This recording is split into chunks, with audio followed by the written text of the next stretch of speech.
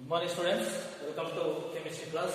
Today I am going to be discussing about from the chapter 3rd classification of elements and periodicity in properties.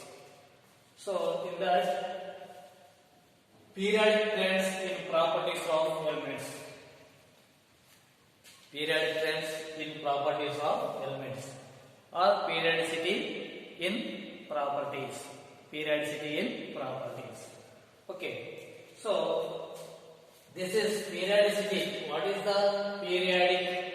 What is the periodicity? What is the periodicity?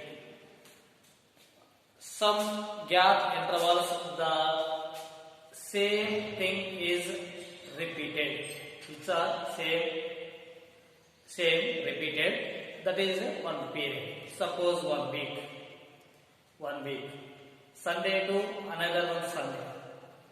Monday to another one Monday, like this. That is repeated. Some months repeated.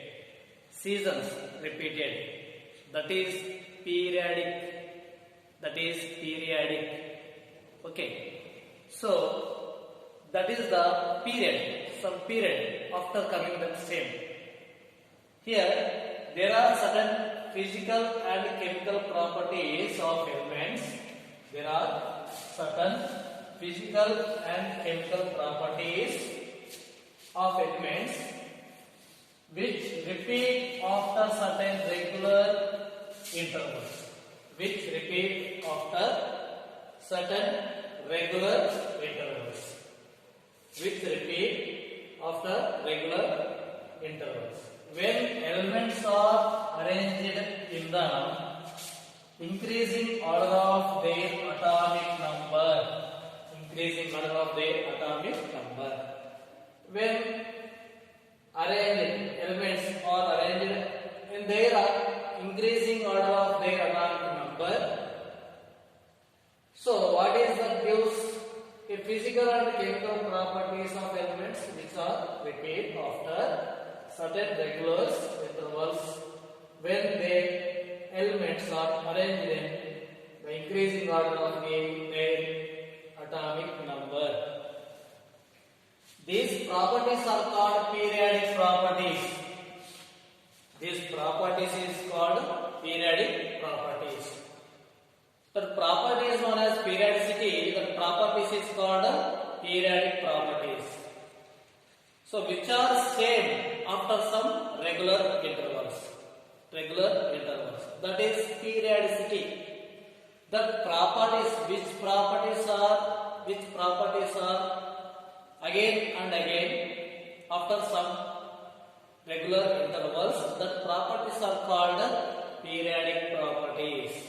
Periodic properties. So, however, these properties shows a gradual change along a period and or down the group. So the properties along the period. What is the period in the periodic table? What is the period in the periodic table? Horizontal rows are called periods. Vertical columns are called groups. So that shows gradual change along the period or down the group. Then the important periodic properties are here. We have to see that important periodic properties are, that is physical properties like atomic size, ionization potential, electron affinity, electronegativity. These are physical properties. What happened the atomic size? What happened ionization potential? What happened electron affinity? What happened electronegativity? In their period and in their groups. So we have to study about that atomic size, ionization potential, electron affinity, electronegativity. And then some chemical properties are there, some What is that? Like valency or oxidation states. Valency or oxidation states. Anomalous properties of second period elements. Anomalous properties of second period elements. Diagonal relationship and chemical reactivity. These are some chemical properties. So these properties, when we have to see in the period and as well as in the group, that shows some changes. Okay, so we have to discussing about these physical properties like atomic size, ionization potential, and some chemical properties also, valency, oxidation numbers, anomalous properties of second period elements. We are discussing in this video. And here, first one is atomic size.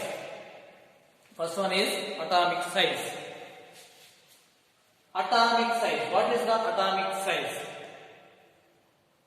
Size of the atom.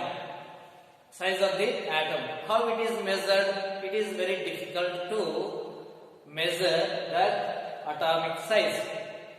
So that's why, however, we have to using by spectroscopic methods, X-ray diffraction methods, will calculate the atomic size on the basis of atomic radius. And here we will know that, we'll see that atomic radius, in that atomic size, in that atomic radius. What is the atomic radius? It is the distance between the center of the nucleus and outermost shell electrons. So this is center of the atom, that is nucleus, and this is outermost shell. Here is electron. The distance between the center of nucleus and outermost cell of nucleus, cell of electrons. So that distance is called atomic radius. This is atomic radius. So total total size is atomic size. The total is atomic size. In this, from here to here, that is atomic radius. What is? It is the distance between the center of the nucleus and outermost shell of electrons. That is called atomic radius. So, however, observed radius of an atom is difficult to measure. Why? Because the first one is not possible to isolate an atom from other atoms. Not isolate an atom from other atom. Then another one is an atom does not have exact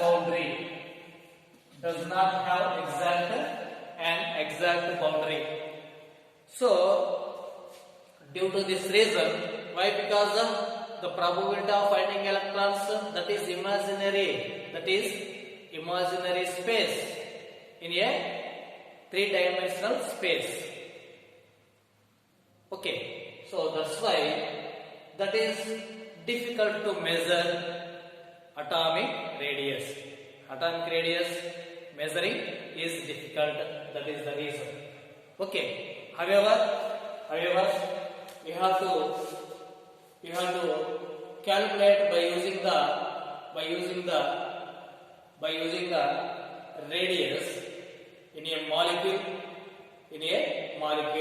That is, in the atomic radius we have to see different types of radiuses are there.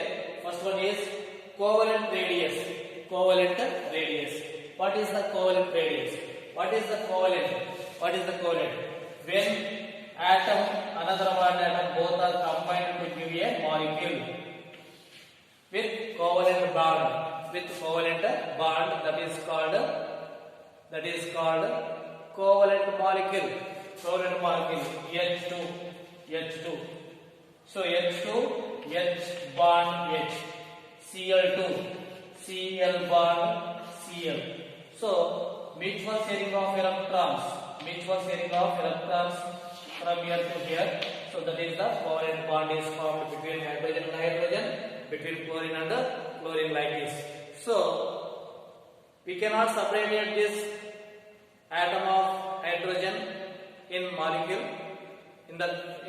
from that hydrogen molecule, and chlorine atom is not separated from the chlorine molecule. So that's why we will calculate the radius of that between the two nuclei. Okay, so that is the covalent radius. What is the covalent radius here? It is 1/2 of the distance between the nuclei of two covalently bonded atoms.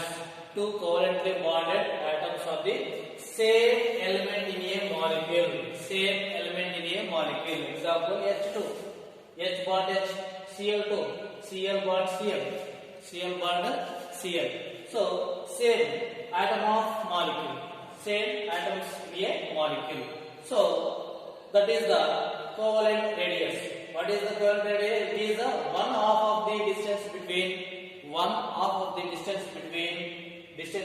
the nuclei of two covalently bonded atoms. Of the same element in a molecule. So that is called covalent radius. Suppose we have to take the first one, the bond length between two hydrogen atoms in a molecule of hydrogen is 74 picometers. Okay, 74 picometers.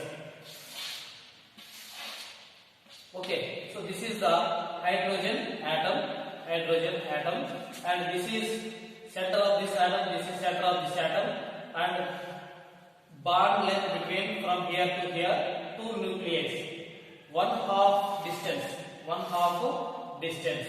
So from here to here, this is the covalent radius. This is the covalent radius.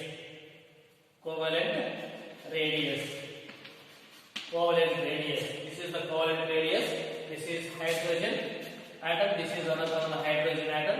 This is bond between from here to here. This bond is half the distance between the nuclei of two covalently bonded atoms. This hydrogen atom. This is hydrogen atom. Okay, hydrogen atom. This is also hydrogen atom here. This hydrogen atom bonded. That bond is covalent bond. Okay, in this half distance between, that is called here covalent radius. So this is total here to here. That is bond length. From here to here, that is the bond length. This is bond length. So this is here how much? 74 picometers. From here to here. But this is covalent radius means from here to here radius. From here to here, that is means 74 by 2. That equal to what here? 37 picometers. So hydrogen is 74 picometers. Therefore, covalent radius of hydrogen equal to 74 by 2. That equal to 37 picometers. Okay, 37 picometers. So you must draw this diagram also. Okay, and another one example of this, the covalent radii of hydrogen and chlorine. atoms are present in 37 picometers and 99 picometers. 99 picometers. The bond length hydrogen chloride molecule of that one is, what is that? Suppose the bond length. So we have to see in the next example. That is, second one example is here. Covalent radii of hydrogen and chlorine atoms. Hydrogen and chlorine atoms are 37 picometers and 99 picometers respectively. Covalent radii of hydrogen and chlorine atoms are 37 picometers and 99 picometers. This is 99 picometers. This is 37 picometers respectively. So therefore bond length in HCl molecule is 37 plus 99 37 plus 99, that equal to 136 picometers. 136 picometers. Okay, so here 136 picometers. So here in that the plus 37 plus 99 equal to 136 picometers. However, the bond length here HCl molecule and this is respectively 99 and 37, but here we may want to comparison with this. So this is 97 here, 97, and that gives 134 picometers. 134 picometers. Okay, and another one is van der Waals radius. Van der Waals radius generally, this is the force, attraction force between the molecules in a solid state. So that's why the radius is called here van der Waals radius. It is one half of the distance between the nuclei of two adjacent identical atoms of the neighboring molecules. Okay, two adjacent identical atoms of neighboring molecules. That distance is called van der Waals radius. What is that?